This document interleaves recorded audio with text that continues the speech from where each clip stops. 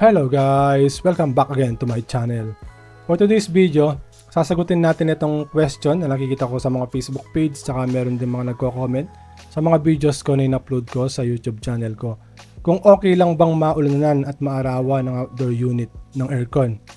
So yan, sasabihin ko yung opinion ko dito. So bago yan, disclaimer muna, hindi ako expert. Yung mga sasabihin ko ngayon ay based lamang sa experience ko, mga nabasa ko, mga na-search ko. Kaya kung meron man akong masabing mali dito, pakicorrect na lang ako sa comment section. Kung meron kang mga questions, suggestion, or gustong pagawa ng content, ilagay mo lang sa comment section.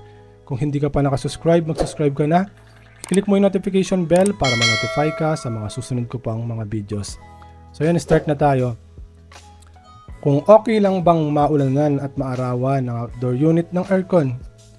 Ang opinion ko dito guys, yes, okay lang na maulanan at maarawan ang outdoor unit ng aircon. Kasi nga, dinesign talaga yan para sa outdoor unit nga at para sa iba't ibang klaseng weather. Pero para sa akin, mas okay pa din na merong protection yan. Okay? Kasi yung outdoor unit, kapag laging nauulanan yan, prone yan sa kalawang.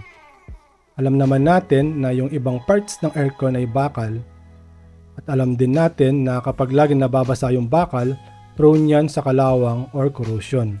Okay? Possible din na yung tubig ulan, kapag sobrang lakas, baka pumasok yan sa motor fan or mga bearing ng fan. So, baka mag-cause pa yan ng umingay yung fan.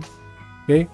Tapos pwede rin na pumasok yan dun sa mga electrical parts ng aircon at mag-cause pa yan ng shortage ng mga parts or ng mismong aircon. Okay? So mas okay pa rin na mayroong protection yung outdoor unit. Pagdating naman dun sa naaarawan or nasa direct sunlight yung outdoor unit, ang sabi ng Meralco dito, ito papabasa ko. Na-search ko na. Ito yung website nila. Yan. Meralco.com.ph. So ang sabi dito, a unit operating in the shade uses 10% less electricity than when it's in direct sunlight. So, mas nakaka-less daw ng 10% electricity yung nasa shade area compared dun sa naka-direct sunlight. So, yan, kahit na sinasabi nila na dinesign talaga yan para sa outdoor unit or para sa iba't ibang klaseng weather, meron pa rin epekto yan. Okay? Sa mga manual din, tulad nung sa akin, yung Kulin Quad series, ito sa picture, yan. Meron siyang sunshade board, yan, nilagay nila. So, ganyan lang, protection para hindi siya talaga naka-direct sunlight. Yung Kulin Quad series kasi, meron siyang grills dito sa taas. Yan. So, tapos, meron din siyang feature na yung non-drip, yung walang tumutulo. Okay? Kapag nakalagay yung rubber. So, kung nakalagay yung rubber mo dito, tapos walang protection dito, kapag malakas yung ulan, baka pumasok yung tubig dito sa grills. Okay, baka may stuck yung tubig dito. Siyempre, kapag sobrang lakas na, maiipon dito yung tubig. Okay, baka abutan yan o abutan yung mga parts na hindi dapat mabasa. Okay, kasi nga nakalagay yung rubber dito at walang tumutulong tubig. Baka may stuck yung tubig dito. Saka isa pa kapag alimbawang may bagyo, di ba? Marami kasi mga lumilipad na mga dahon-dahon, mga iba't ibang klaseng debris. So baka dito sa grills pumasok yung mga ganung dahon, okay, o mga debris. Or dito sa bubong mo, pwedeng gumulong yan papunta dito sa aircon mo. Okay? So maganda pa rin talaga na mayroong protection dito sa outdoor unit. Hindi lang dito sa Kulin Quad series na manual, dito rin sa LG. Ito yung manual ng LG. Yan.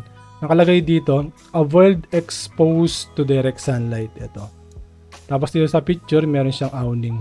Yan. Okay? So, lagyan nyo ng ganito. Kahit simpleng ganito lang para hindi siya naka-direct talaga sa araw or hindi siya gaanong nauulan na yan. Okay? So, naghanda ako ng tatlong tips para dun sa mga magpapalagay pa lang ng aircon or meron ng naka-install na aircon para sa mga outdoor unit nila. Ito guys, install ang aircon sa shade area. So kung magpapa-install ka pa lang, sabihin mo dun sa nag-i-install or maghanap ka na ng magandang pwesto kung saan mo ipapa-install yung outdoor unit mo. So ito, meron siyang bubong dito. So kung meron kayong ganyang lugar, dyan nyo na lang pa-install. At least kapag umulan, hindi siya naka-direct talaga sa ulan tsaka sa sunlight. Okay? Ito rin, yung sa picture, makikita nyo sobrang tirik ng araw pero hindi siya nakaarawan. Tsaka kung uulan man, meron siya protection dito. Okay. Ito naman, window type to. So yan, meron pa rin siyang protection dito sa taas. Hindi siya naka-direct sa ulan. Okay. So yan, mga ganyan lang. At least hindi siya talaga naka-direct sa ulan tsaka sa araw. Okay, kung magpapa-install ka pa lang, maghanap ka ng mga ganitong lugar. Yan, okay yan. Okay. Doon naman sa meron naka-install na, ito yung gawin nyo. Yan. Maglagay ng canopy or cover. Ito yung paalala ko guys, pero siguraduhin hindi haharangan ang airflow. Yan. Pwede kayong maglagay ng mga canopy na ganito. Mga cover, yan. Ito, trick yung araw dito pero hindi siya naka-direct talaga sa araw. Dito pa lang, yan. Pag umuulan, yan, nakagos lang dito. Yan. Pwede kayong mag-install ng ganito, pero take note guys, huwag nyong haharangan yung airflow, yung lumalabas na hangin dyan. Kasi nga mainit yan. Okay? Basta huwag nyo lang takpan yung mga ventilation dyan. Okay?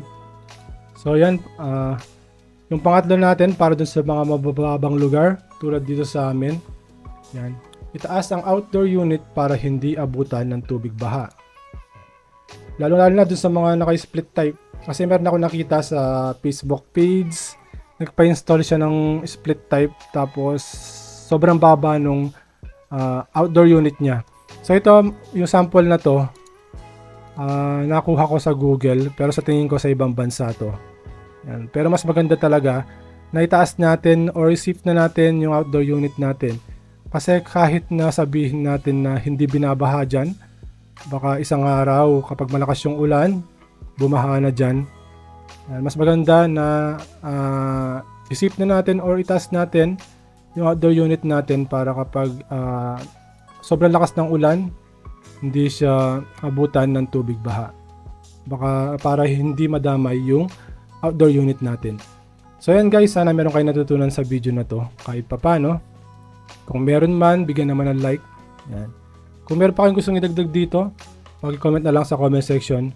Kung meron kayong question, suggestion, o gustong pagawa ng content, ilagay nyo lang sa comment section. Kung hindi ka pa nakasubscribe, mag-subscribe ka na. I-click mo yung notification bell para ma-notify ka sa mga susunod ko pang mga videos. Yan guys, maraming salamat sa mga nanonood. Maraming salamat din sa mga nagko-comment, nagko-compliment. Yan, nababasa ko yan. At kung meron kayong mga question, try ko sagutin yan. Okay? Maraming salamat. Ang dito lang yung video na to. Kita-kita tayo ulit sa mga susunod ko pang mga videos. Bye!